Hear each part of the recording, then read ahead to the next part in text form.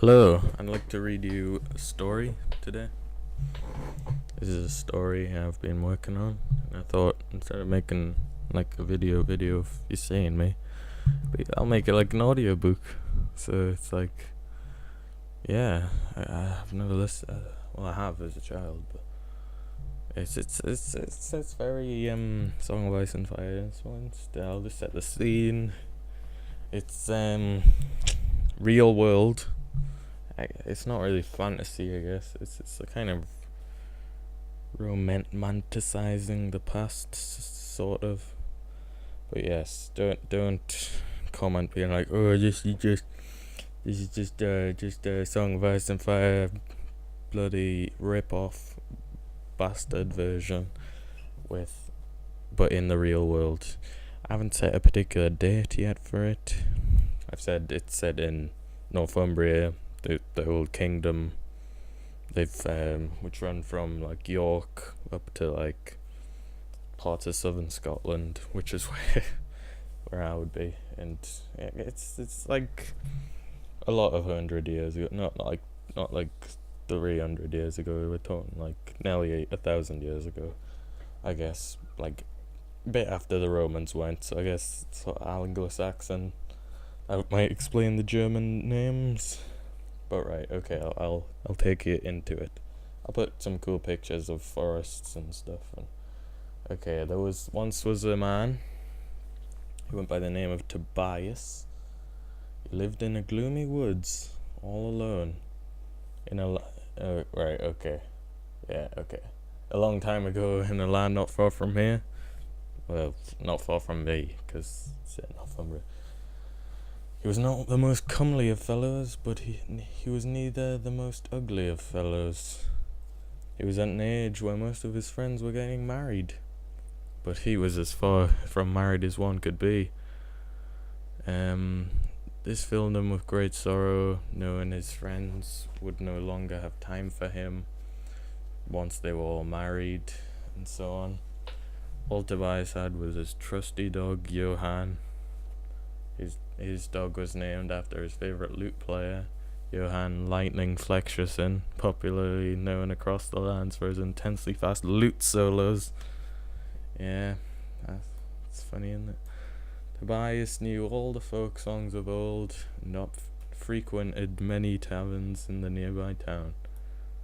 Ooh, I've just made it disappear. Tobias always felt like something was missing in his life. A woman. It had been many years since his last relationship had ended.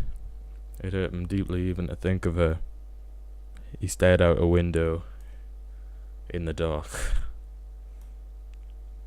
Cause he's looking back in time, I guess. Maria was her name.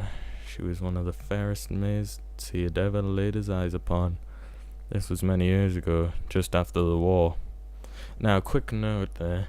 I haven't specified which war. I mean, there were many wars back in them days. But let's just say it was somewhere in the south. I even say... let us carry on with the story, sorry. Right, okay. Just after the war, Tobias was riding back home to the north after the last battle. Yes, when he saw her, Maria. Are you going north? You have the look of the north in you. Tobias, I am heading up the Severn back to Northumbria, my fair lady. That was a Geordie accent, sort of. I don't know what house people. Maria. Most kind of you, sir. I'm no lady, I'm just a farmer's daughter. Tobias. Well, I'm no sir either, I'm just a logger's son. When I'm not fighting, I'm a logger too.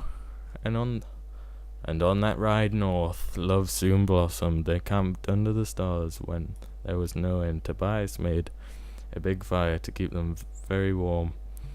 They made sweet love under the stars most nights except when she bled. I don't know why I put that in, sorry. Yeah, sweet love. They were so madly in love. Tobias thought nothing could spoil what they had together. By the time they'd made it back to Northumbria, Maria was pregnant with Tobias' son. Tobias couldn't have been happier, and he planned to marry her once the child was born. What remained of Tobias's family were also very happy for him. The war had taken a toll on everyone.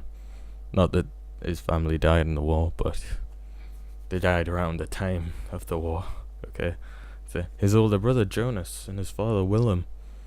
Jonas was already married and soon to be a father himself. Yeah, this is past. This is like around the war, just after the war. Still, several moons later, Maria gave birth, which should have been one of the happiest days of Tobias's life. But as it turned out, it was one of the worst, as Maria confessed that the boy was not his. She was unsure whether it would be his or not, so she did not say beforehand, because how would she have known? But as the boy was blonde of hair, and neither Tobias nor Maria were blonde, it was quite apparent that the boy was not Tobias's. To this day, that blonde hair still haunted Tobias. He wished the boy could have came out in the dark ebony hair of Maria that Maria had. Then maybe he could have lived a lie, but a happy lie. Tobias could have forgave her for all the things that she'd done, if she'd not kept it a secret for so long. Maybe he could have raised the boy as his own, and they could have had their own children. But the deceit could not be forgiven, and he never saw Maria on the boy again. End of chapter 1. Yeah, I didn't turn it off right. I hope you enjoyed that, because, yeah, I guess that's chapter 1. There's more. But, I've said that's chapter 2, so stick around for next week's chapter 2. I'll try and make these nice and long. Right, yeah, I've got chapter 2 is pretty big. So yeah, look forward to that. Tom out.